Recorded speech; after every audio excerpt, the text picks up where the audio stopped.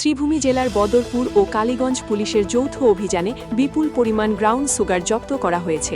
মঙ্গলবার রাতে গোপন সূত্রের ভিত্তিতে কালীগঞ্জ ওয়াচ পোস্টের ইনচার্জ মহিদুজ্জামান ও মালুয়া পিআইসির ইনচার্জ শুভম পালের নেতৃত্বে বদরপুর থানার ভাঙ্গা স্টেশন রোড থেকে AS 10-8883 নম্বরের একটি বাইকে তল্লাশি চালিয়ে 30টি সাবানের বাক্সে লুকিয়ে রাখা 500 গ্রাম ব্রাউন সুগার উদ্ধার করা হয়।